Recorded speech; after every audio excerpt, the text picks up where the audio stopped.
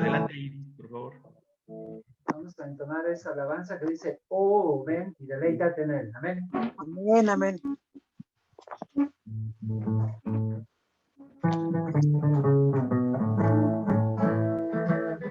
Ven y deleítate en el Señor, y Él concederá las peticiones de tu corazón. Ven y deleítate en el Señor, y Él te concederá tu corazón. Ven y deleítate en el Señor, y Él te concederá las peticiones de tu corazón. En Él, y Él te dará. Espera en Él, y Él hará. Pam, param, param, param. Oh, ven. El Señor, y Él te concederá las peticiones de tu corazón. Ven y deleítate en el Señor, y te concederá las peticiones de tu corazón. Solo en Él, y Él te dará. Espera en Él, y Él hará.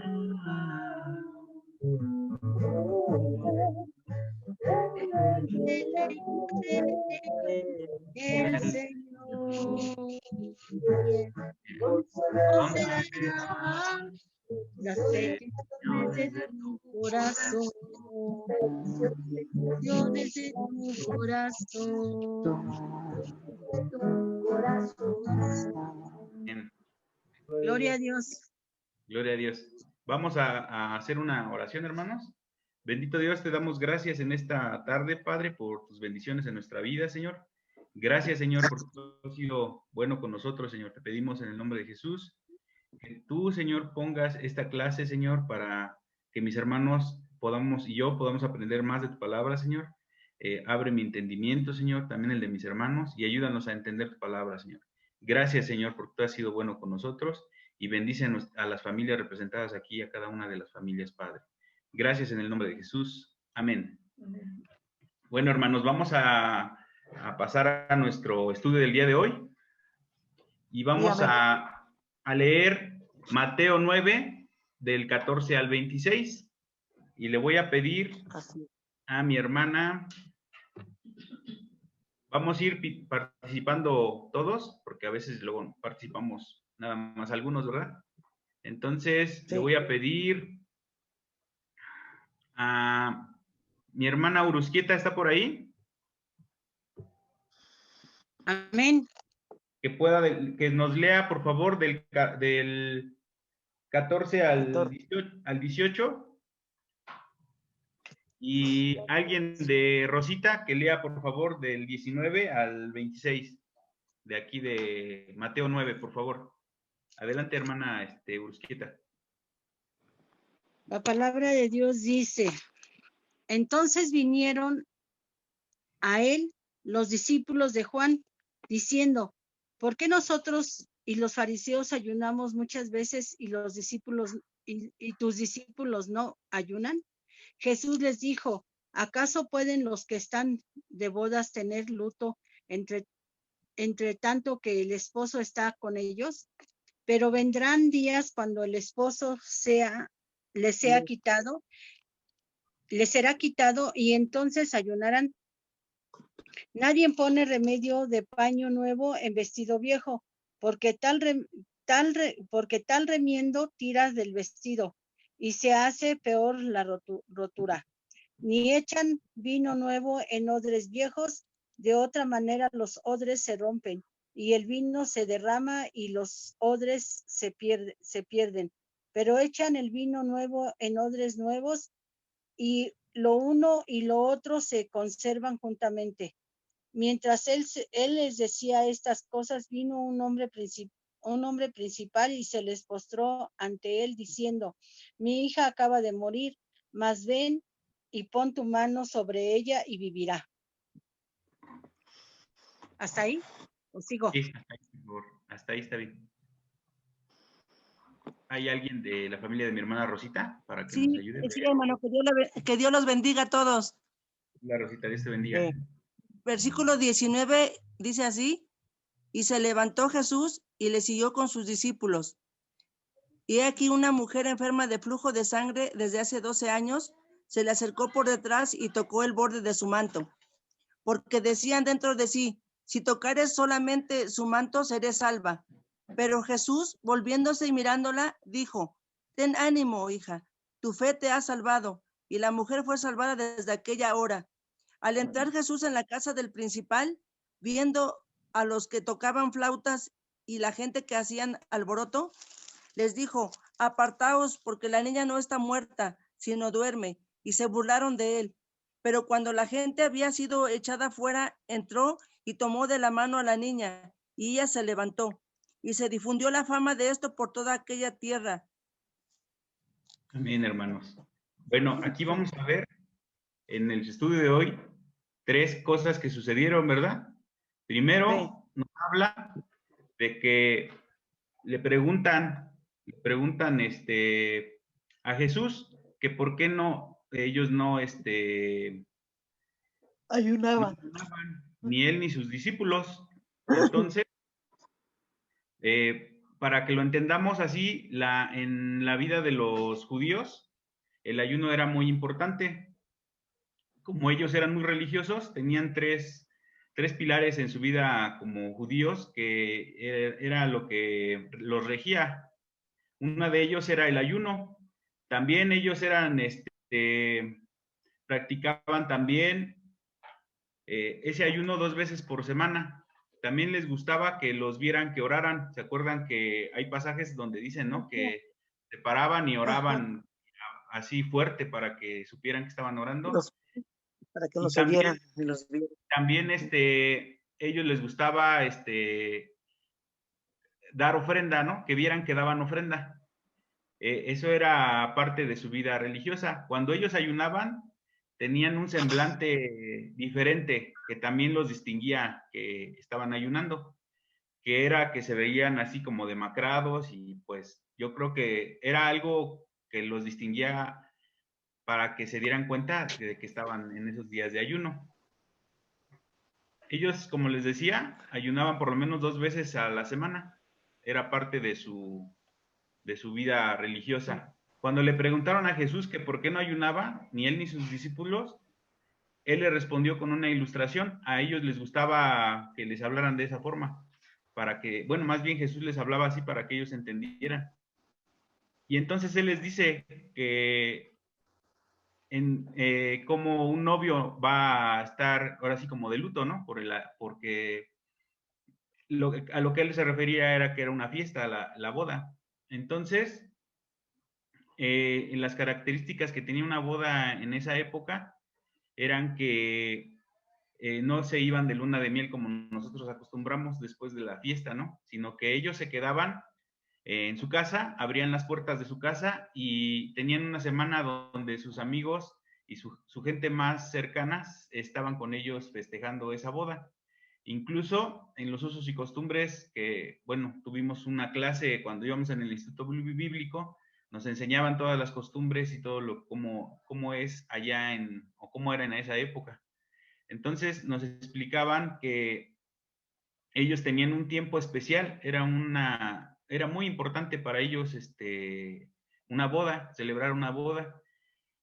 Y ellos, pues, hagan de cuenta que como era un evento muy especial, pues se les trataba también de esa misma forma a los novios. incluso se les trataba así como si fuera una reverencia, como si fueran rey y reina, ¿no? Para que se sintieran a gusto, para que se sintieran amados. Y también lo hacía muy especial porque a lo mejor era la única ocasión en que por medio de esa fiesta ellos podían ser como algo importante. Y entonces, cuando invitaban a sus amigos, pues era un tiempo de alegría, un tiempo de gozo. Esta oportunidad, como les decía, a lo mejor solo se presentaba una sola vez en la vida y por eso disfrutaban ese tiempo con sus amigos. Entonces, ahí el Señor Jesucristo se compara a sí mismo como el novio y a los discípulos como sus amigos íntimos. Y entonces, en ese tiempo que estaban sus discípulos con Jesús, pues no era necesario ayunar, aunque sabemos que Jesús ya había ayunado, ¿verdad? Y que lo practicaba. Entonces, ahora era un tiempo en el cual ellos tenían que disfrutar el estar con el Señor Jesús. Y de igual modo el Señor. Les voy a leer algo que escribí. Dice, hay 3 grandes ideas en este pasaje. Dice, estar con Jesús es estar de fiesta con Él. Nos dice que en la presencia de Jesús hay alegría, hay emoción y un gran gozo en nuestro corazón, en nuestra vida. En nuestra vida como cristianos es absurdo estar tristes, aunque pues a veces nosotros también nos sentimos así por alguna situación que nos pasa. El que camina con el Señor tiene un camino de gozo y radiante, ¿no? Nosotros reflejamos al Señor Jesús en nuestra vida y la gente se da cuenta de eso, pero es parte de nuestro cambio en nuestro corazón, ¿verdad? Entonces, el estar cerca de la presencia del Señor, ahorita no está Él físicamente, como en ese tiempo estaba con los discípulos, pero tenemos al Espíritu Santo que nos ayuda y siempre nos está cerca de nosotros, ¿no? Con nuestras decisiones, él nos ayuda a tomar decisiones. Y esa misma, ahora sí que ese resplandor que nosotros reflejamos, esa luz, proviene del Señor, que lo tenemos en nuestro corazón y se ve reflejada en nuestra vida. Por eso dice que nosotros caminamos con un gozo radiante. Luego también nos dice que una alegría no dura para siempre, ¿verdad, hermanos? A veces nos pasan situaciones que nos cambian, ¿verdad? De la forma en que estamos viendo las cosas. Y ahorita lo estamos viendo muy de cerca, ¿no? Con este tiempo que estamos viviendo de que estamos guardados en nuestras casas y que tenemos que evitar a lo mejor pues el contacto con las demás personas y tener cuidados especiales, ¿no? Como el cubrebocas, el constante, si salimos, lavarnos las manos, usar gel, alcohol, algunas veces cloro para limpiar, y cuando compramos las cosas, pues tenemos que hacer todo ahora es un ritual, ¿no? De limpieza el que hacemos, pero es necesario. Pero antes, hermanos, no teníamos ninguna, digamos, Precaución. como sí se puede decir que éramos más libres, ¿no? Porque pues a lo mejor íbamos a la tienda y no desinfectabas tus papitas o lo que comprabas. Pero ahora sí, ¿no? Somos más cuidadosos, hemos tenido esa conciencia. Entonces, podríamos decir que antes éramos felices sin darnos cuenta, ¿no? Y ahora tenemos que tener más cuidado de lo que estamos haciendo. Pero finalmente seguimos siendo felices, ¿no? No nos quita nuestro gozo. Entonces, lo que nos dice también que tenemos que conocer a Dios para que nosotros podamos superar también en la aflicción las pruebas. Y la única forma de superar las pruebas, tener paz en el corazón y de vivir una vida ahora sí que diferente que los demás, es conociendo a Dios. Entonces, eso nos va a dar pauta para que nosotros pues superemos las pruebas. Estamos contentos porque estamos con el Señor, tenemos gozo en nuestro corazón y también nos entristecemos cuando pasa alguna situación que no es agradable a nuestra vida. Dice que nuestro corazón se duele, nuestra carne se duele, pero estamos confiando siempre en el Señor y sabemos que a pesar de la lucha, a pesar de la prueba, está la victoria del Señor, ¿verdad? Y Él nos dará, dice que de esa paz que sobrepasa nuestro entendimiento.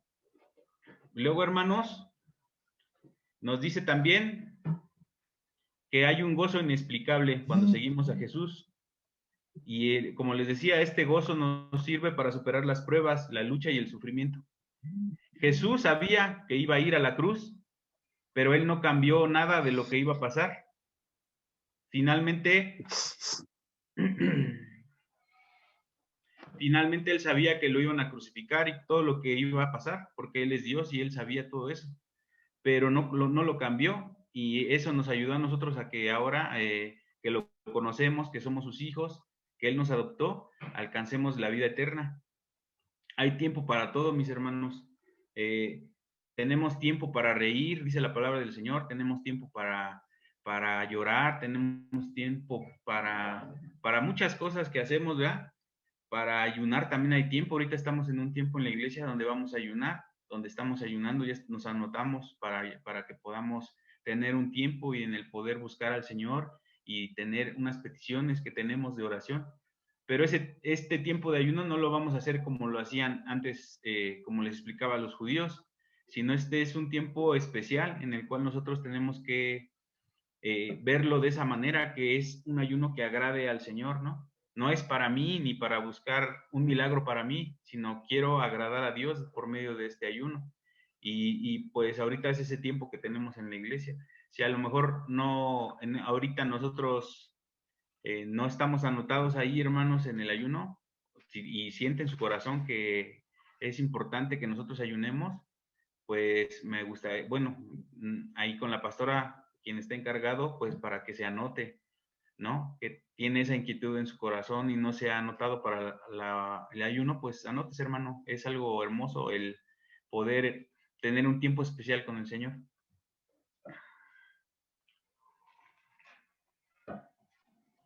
Bueno, hermanos. Entonces así les dice el Señor, ¿verdad? Que era como él se presentaba como el novio y los discípulos como sus amigos íntimos. ¿Y cómo se siente uno cuando va a una boda de alguien que se casa? Pues se siente uno con gozo, con amor, con felicidad, ¿verdad? Y así era como el Señor les trataba de explicar qué estaba pasando, ¿no? En ese tiempo. Luego nos vamos a ir a lo que le dijeron en el otro versículo. Dice, nadie pone remiendo en un paño nuevo en vestido viejo, porque tal remiendo tira el vestido y se hace peor la rotura. Ahí utiliza el Señor, aparte de esto, también lo de los odres, ¿verdad? Ahorita vamos a ver lo de la ropa. Si ustedes alguna vez se les rompió alguna playera o alguna ropa y saben que es difícil pues se puede hacer a lo mejor un surcido invisible y la ropa puede volver a quedar bien, ¿no? Pero si la ropa ya está muy desgastada, muy viejita, en vez de que quede bien, se puede, dice, pones un parche, pero ya desgarraste toda la otra parte, ¿no? Eso es a lo que se refería, ¿no? Ahí entonces es mejor pues tirar esa playera y comprarse otra, ¿no? O ponerse una menos rota o más nueva. Entonces, ahí también nos dice también que era difícil para los judíos entender, ¿no? Que no fuera lo que no decía la ley, eso lo tomaban como pecado o como algo que no pertenecía a los judíos. Entonces, explicarles a ellos era difícil, tenía que ser de una manera que ellos lo entendieran. Y una forma de hacerlo, el Señor Jesús lo hacía por medio de estas ilustraciones. También, a veces en las iglesias, no digo que en la iglesia del refugio, en otras iglesias, se parece la forma así, los fariseos en cómo son algunos cristianos o como somos algunos cristianos. ¿Cómo podría decir yo esto, explicar esto? Sí, se podría decir que a veces nosotros nos hacemos como muy rígidos en las normas que son de la iglesia o de lo que dice la palabra del Señor, y se nos olvida que debemos de amar al prójimo, se nos olvida que debemos de cumplir a lo mejor con lo que nos está enseñando el Señor Jesús, lo que nos dejó el Señor Jesús, ¿verdad? De amar al prójimo, de a lo mejor no ser jueces, porque a veces nos convertimos en jueces cuando pasa alguna situación que ni siquiera yo he vivido, pero me contaron, entonces yo me pongo a juzgar y decido, hasta pongo la sentencia sobre la persona que le está pasando, ¿no? Sin saber en realidad a fondo lo que él está viviendo o por qué pasa la situación. Entonces, nosotros debemos de ser sabios, ¿no? Con eso y nosotros no somos jueces, nosotros al contrario debemos de ser ese amor que necesita esa persona, nosotros se lo tenemos que demostrar con nuestros actos, con nuestra actitud, ¿no? No tenemos que ponernos en una postura así de decir, ah, yo soy santo y tú eres un pecador, ¿no? Nosotros todos somos pecadores y nosotros así una vez el Señor lo conocimos y Él mostró su amor para con nosotros y así nosotros fuimos adoptados por Él. Entonces nosotros tendríamos que mostrar esa postura de amor para con nuestro prójimo y ya no ser como legalistas o como muy rígidos, ¿no? Sino demostrar el amor que el Señor puso en nuestro corazón para con los demás. También nos habla, pues, de unos odres, ¿verdad, hermanos? ¿Sí conocen qué es un odre? Yo los conocía como si fuera, bueno, antes les decían botas. A lo mejor los abuelos o nuestros papás conocieron ese tipo de envase porque pues se utilizaba así e incluso pues se hacían unos para tomar el agua que se llaman ánforas, también se podían hacer así de cuero, como de panzas de animales y ahí se depositaba el agua y se la llevaban y la mantenían, ¿no? También la leche se podía poner así en ese tipo de cueros que son toda la piel de un animal y se amarraban todas las extremidades, se sacaban todo por la cabeza, pero se quedaban en las manos y en las patitas y se cerraban también, se amarraban y por medio de ese envase que se llamaba odre, ahí ponían algún líquido y en este caso habla de que pues ahí habían puesto vino. Otra cosa que pasaba con los odres era que el vino es la fruta fermenta y entonces produce unos gases y cuando está pues digamos que fermentando y el odre está fresco, está tierno, puede tener la elasticidad que se necesita para que el vino esté ahí. Entonces, cuando ponían en un odre que ya estaba usado, que digamos que ya era viejo, y ponían el vino nuevo, pues la misma fermentación reventaba esos odres viejos, porque ya no tenían la elasticidad o la resistencia que se tiene que tener para poder, ahora sí que tenerlo como un instrumento, como un envase. Entonces, para vino nuevo se necesita un odre nuevo. Todo eso lo conocían ahora sí que los judíos en su tiempo, porque era la forma en la que utilizaban, pues ahora sí que los odres. Entonces, hermanos, dice, bueno, lo que yo entendí es que tenemos que tener una mente suficientemente elástica para recibir y contener nuevas ideas.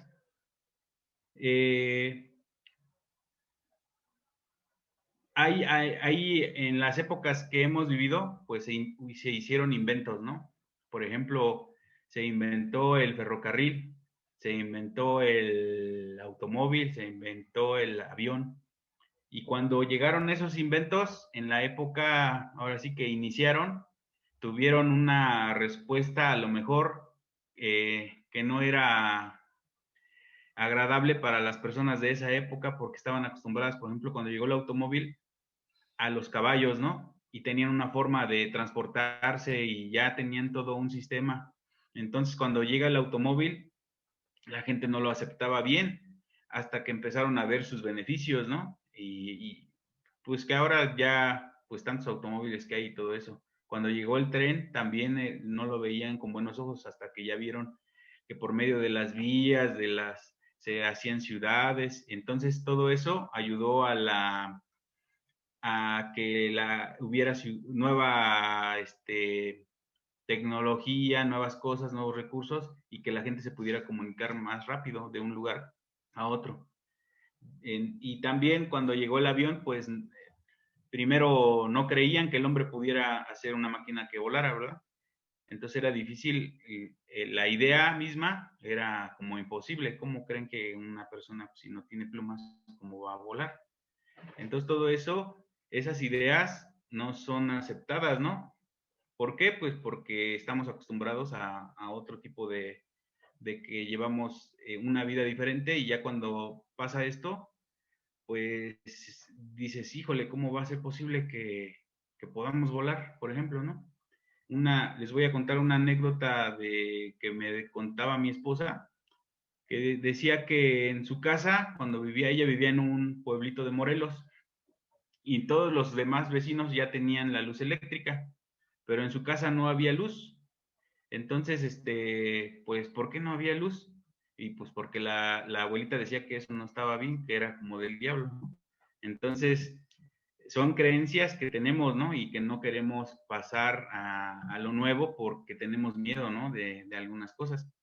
Y yo tengo un ejemplo, otro ejemplo, que a lo mejor está medio, bueno, se los voy a decir. Es un ejemplo que tengo de que nosotros estamos acostumbrados, todos los de mi época, los más grandes y algunos, de usar la Biblia así como la usamos físicamente, ¿no? Tenemos un libro con hojas y aquí buscamos los versículos, nosotros sabemos en qué lugar, es más, hasta la mía solita encuentra los pasajes, ¿no? Es la que predica solita. Entonces, nosotros aprendimos a buscar de una forma, nos enseñaron de buscar de una forma, de un método de los versículos y todo, y nosotros conocemos nuestra Biblia, ¿no? De pies a cabeza, el que tiene su Biblia la tiene subrayada, más o menos, híjole, aquí en la hoja que está rota, pues ahí sé que está mi versículo preferido, o no sé, todos tenemos nuestra Biblia y la conocemos. Pero ahora los jóvenes, hermanos, y los niños ya no usan casi las Biblias así. Las usan porque nosotros les imponemos y les decimos que las usen. Pero ahora ellos usan los celulares y aquí en un celular está la Biblia, ¿no? ¿Es bueno el celular? Claro que es bueno. ¿Es malo? También es malo. ¿Por qué? Pues porque hay mucha información ahora, demasiada información en el Internet, hay muchas cosas también, muchos contenidos que no son buenos y que ellos pueden ahí ver y todo eso, pero también es muy práctico, ¿no? Yo he utilizado la Biblia que tiene el celular y a veces pues es muy práctico, ya no necesito cargar mi Biblia grande, ¿no? Pero incluso, hermanos, ahora, pues para estudiar, para cualquier cosa, pues la ocupamos, ¿no? Entonces, hay que adaptarnos a lo nuevo también, pero también debemos de conocer lo que teníamos, ¿no? Como es nuestras Biblias, no debemos dejar tampoco, por esto que les estoy comentando, digan, ay, no, pues los niños ya no deben de usar las Biblias de estas físicas, ¿no? No les trato de decir eso, sino les trato de decir que también nos tenemos que adaptar a lo nuevo de la tecnología, ¿no? Y en esa época del Señor Jesús, pues no les gustaba a los fariseos que se hablara de otra cosa, ¿no? Más que la ley. O sea, ahí es la ley. Y entonces, si Jesús llegaba con amor y les decía y les enseñaba, ellos no lo querían por eso. Entonces, trataban siempre de buscarle una forma de sacarlo de la jugada y que él fuera desprestigiado, ¿no? Por esas enseñanzas que él tenía, porque ahora el Señor Jesús no vino a cambiar la ley, más bien Él vino a que nosotros conociéramos el amor y todo lo que Él hizo fue para que nosotros conociéramos la vida eterna. Entonces, eso lo hizo para su pueblo, pero ellos no lo quisieron y como no lo quisieron, pues nosotros alcanzamos ahora de esa misericordia. Gloria a Dios, bendito sea. Bueno, hermanos, entonces también les voy a contar otra, una ilustración que vi breve. y nos habla de un conductor de ferrocarril, que entonces él tenía una máquina de vapor, y en ese tiempo que él ya había trabajado muchos años con su máquina de vapor, y en esa línea de ferrocarriles, pues ellos querían meter ahora otras máquinas nuevas que corrían más, que hacían un trabajo mejor y todo eso, pero él se quejaba mucho, este conductor de máquinas, y decía que él no quería más que su máquina de la que él estaba acostumbrado. Entonces, lo ponen en una nueva y le dicen cuál es su recorrido y todo, y él se la pasa quejándose todo el tiempo y no le gustó y que no corría como su máquina y todo eso. Finalmente, lo que hacen los dueños de la línea de ferrocarriles es traer a un conductor joven que se adaptara a la nueva máquina y que pues lo probaron. Entonces él lo que hace es probar la nueva máquina del tren nuevo, y finalmente pues resulta que sí, que él se adapta mejor, que la máquina corre más, hace menos tiempo, trabaja más rápido y llega a sus lugares más rápido. Entonces, a veces ahí lo que les trato de decir es que vemos las cosas de una forma en la cual nos aferramos, ¿no? A que sea así como yo digo, ¿no? Pero debemos de entender, ¿no? Que nosotros conocemos a Dios, y Dios es el mismo de ayer, el mismo de hoy y el mismo de que va a ser a futuro. Pero nosotros, Él no tiene que cambiar nada, Él no cambia, de hecho, Él es así. Los que tenemos que cambiar, ¿quiénes son? Pues somos nosotros, nuestra forma de pensar, nuestro corazón. Todo lo que tenemos que entender en la palabra, nosotros lo tenemos que ver y aplicarlo, y nosotros tenemos que cambiar nuestra forma de pensar, ¿no? Como dice el apóstol Pablo. Bueno, luego dice también, nos habla, hermanos, aquí de que va un principal entre los fariseos, y entonces le dice, les voy a leer, dice: vino un hombre principal y se postró ante él, diciendo: mi hija acaba de morir, mas ven y pon tu mano sobre ella y vivirá.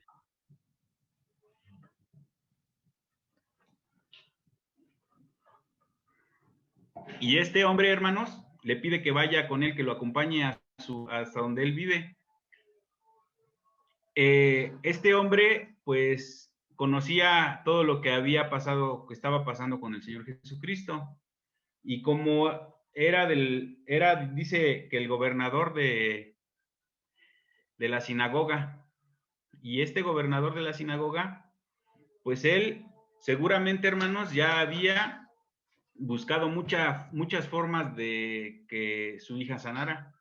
A lo mejor contrató a los mejores doctores de esa época, y si los doctores no pudieron darle solución, pues buscó la forma con algún remedio, y nada le dio, ahora sí que nada le sirvió para que su hija pudiera sanar de la enfermedad. Entonces le quedaba por hacer algo, hermanos, y eso algo era buscar a Jesús y pedirle que él fuera y pues que solucionara, ¿no? Su petición, que era, pues él, cuando él lo va a ver, ya su hija él le dice aquí, ya está muerta. Le dice entonces que lo siga, y Jesús lo sigue. Y entonces, en el camino, también nos habla el pasaje de que hay una mujer que tiene una enfermedad que se llama flujo de sangre, y en esa época esa enfermedad era muy fea. ¿Por qué? Porque los judíos tenían también reglas para las personas cuando tenían su menstruación. Se les consideraba inmundas a las mujeres y tenían que hacer muchas cosas aparte o lejos. Entonces, esta mujer, pues como le pasaba lo del flujo de sangre, pues era considerada como inmunda, pero no nada más en los días que le tocaba su periodo, sino que ahora sí que todo el tiempo, porque pues ella tenía esa enfermedad. Entonces, ella se acerca ahí a donde estaba, que vio a Jesús, y busca acercarse y piensa, pues si tan solo le tocara el borde de su manto, pues yo creo que con eso sano, ¿no?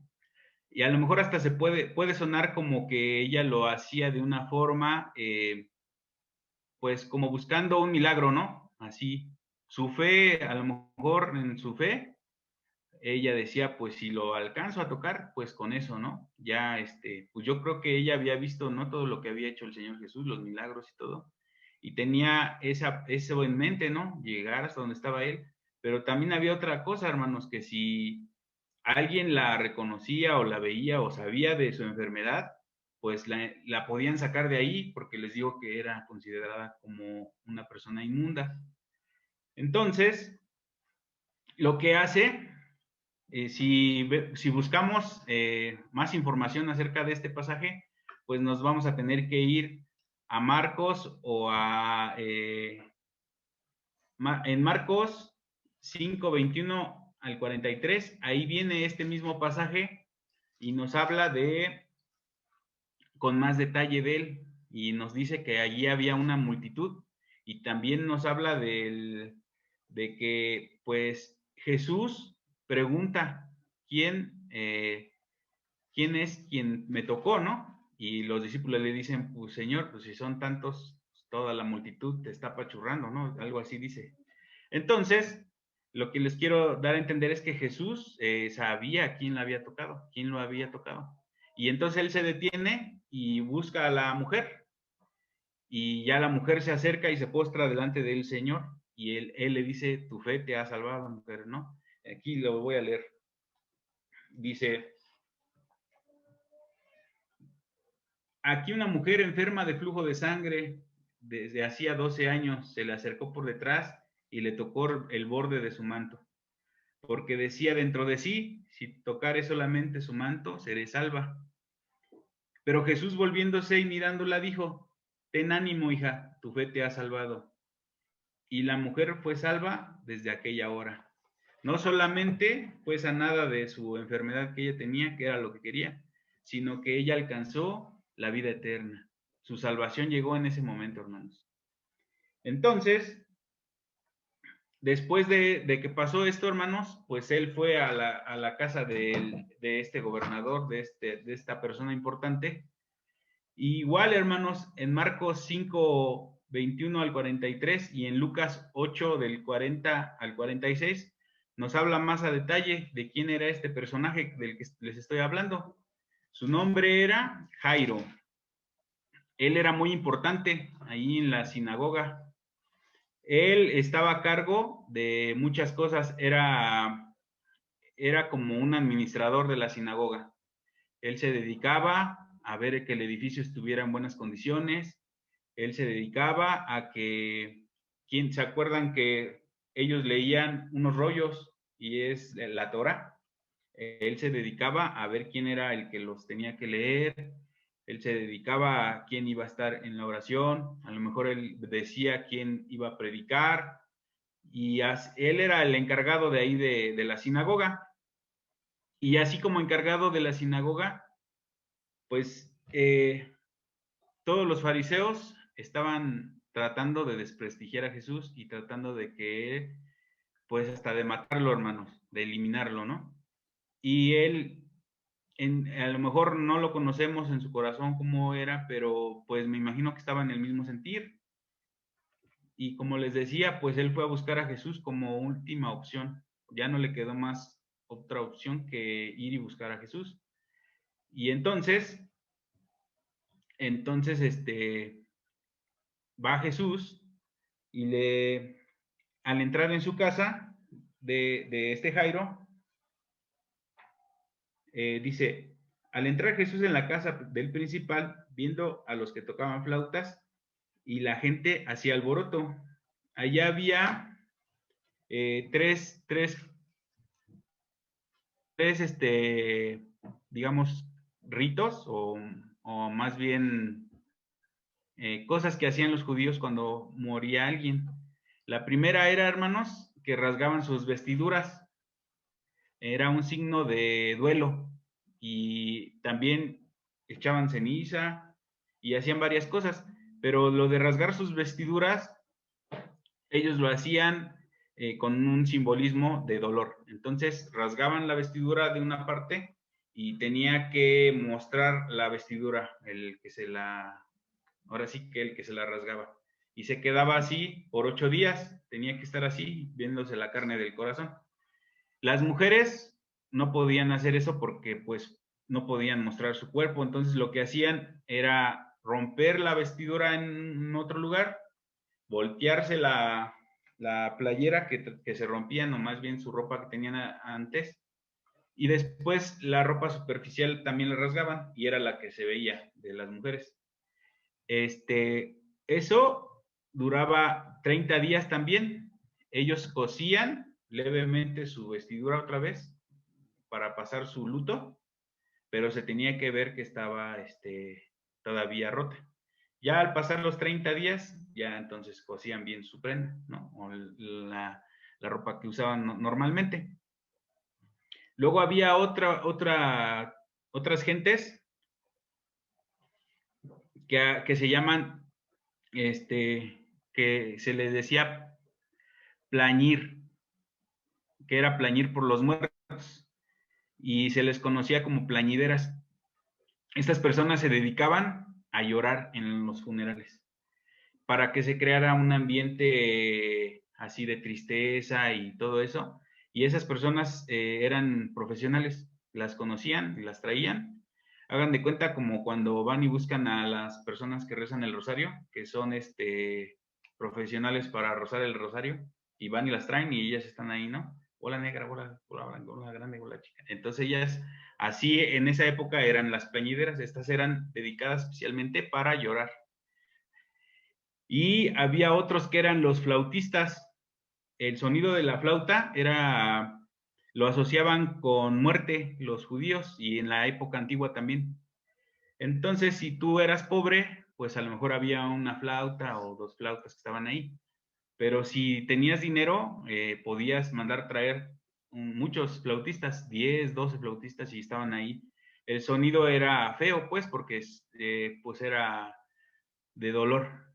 Y entonces cuando el Señor Jesús llega a la casa de Jairo, viendo a los que tocaban flautas y a la gente que hacía alboroto, y les dijo: apartaos, porque la niña no está muerta, sino duerme.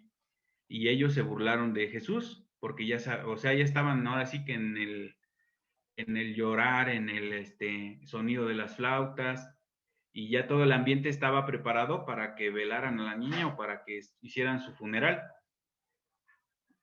Entonces les dijo Jesús: apartaos, porque la niña no está muerta, sino duerme. Y ellos se burlaban de él. Pero cuando la gente había sido echada afuera, entró y tomó la mano de la niña, y ella se levantó, y se difundió la fama de esto por toda aquella tierra. Voy a pedirle a mi hermana Alice, ¿puedes leer Marcos 5, 5:40, que es cuando le dice Talita Kumi? A ver. 5:43. Y tomando la mano de la niña le dijo: Talita Kumi, que traducido es: niña, a ti te digo, levántate. Amén, hermanos. Bueno, ahí el Señor Jesús levanta a la niña ahora sí que resucita a la niña, ¿no? Porque ya estaba muerta.